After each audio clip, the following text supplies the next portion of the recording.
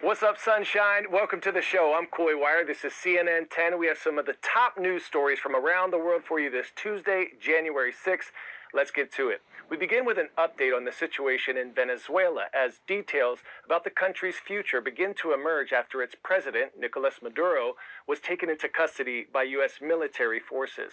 Vice President Delcy Rodriguez has officially taken on the role of acting president.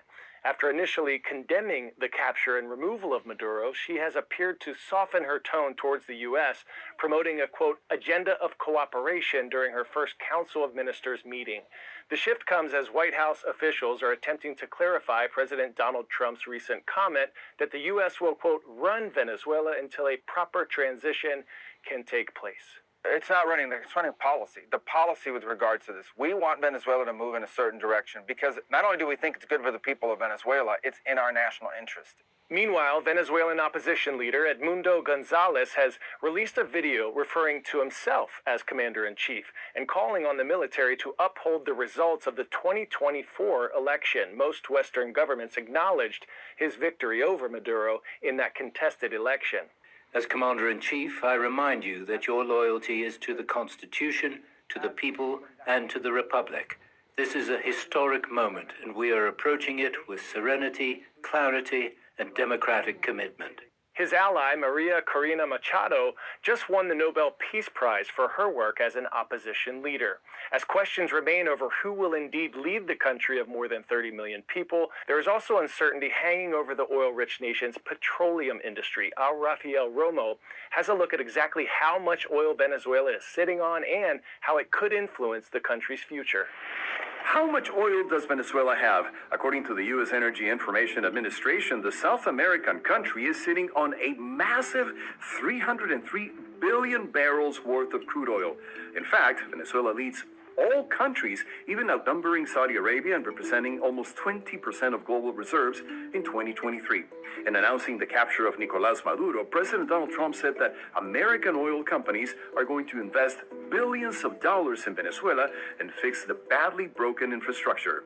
Venezuela is home to the largest proven oil reserve on Earth, but its potential far outweighs its actual output. Venezuela produces only about 1 million barrels of oil per day, which is about 0.8% of global crude production.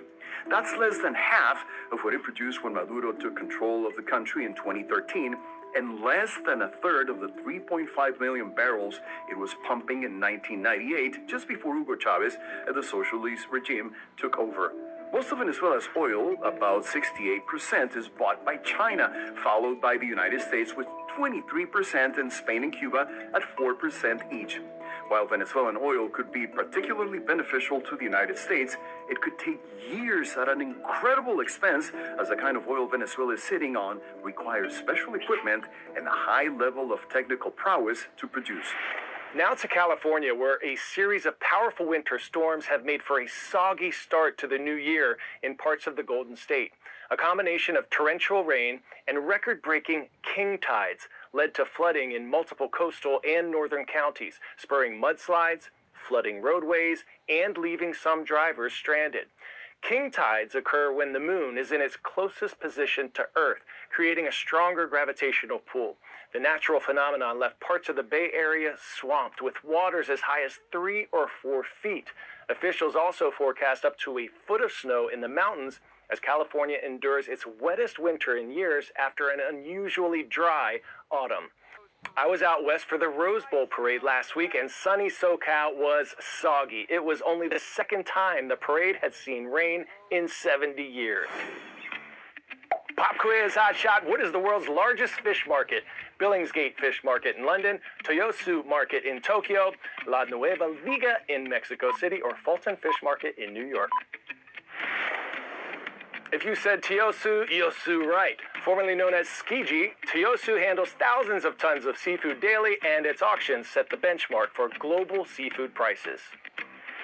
We have a new world record for highest price ever paid for a single fish. $3.2 million. A bluefin tuna sold at Tokyo's famous Tiosu Fish Market. This monster right here weighs in at 535 pounds. The owner of a popular sushi chain won the prize fish in Tiosu's first auction of the year. He said he hoped to pay a bit less, but the bidding escalated quickly. The tuna was caught in the waters off of northern Japan, which produced some of the finest bluefin in the world.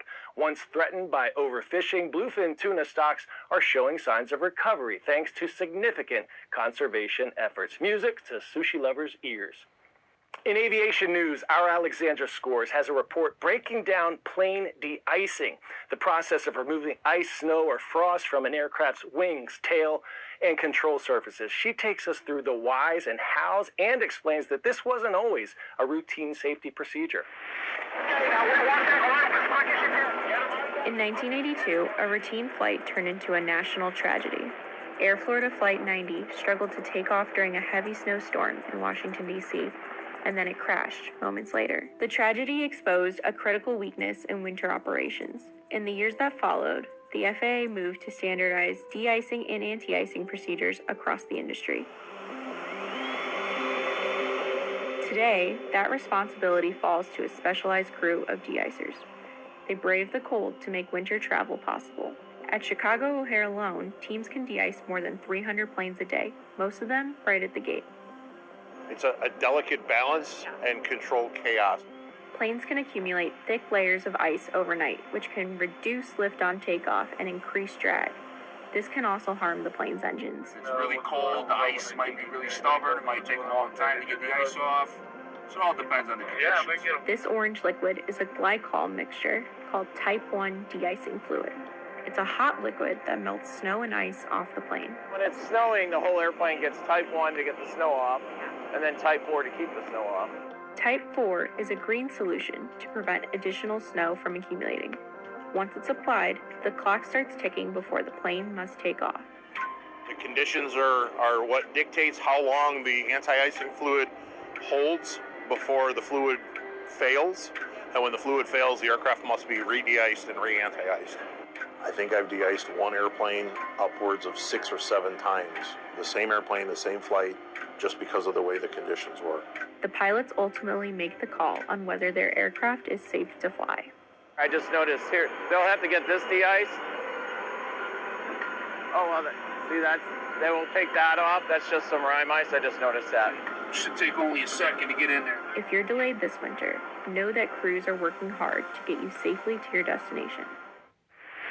This next story puts a new spin on the phrase taking a test under pressure, an exam leading to a potential job interview so large it takes place on an airport runway.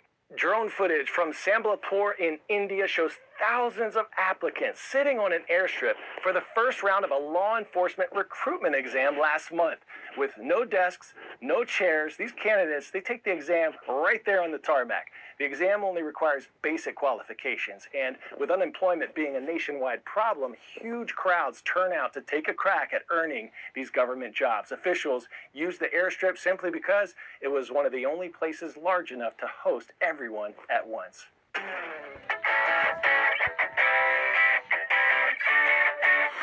Today's story getting a 10 out of 10.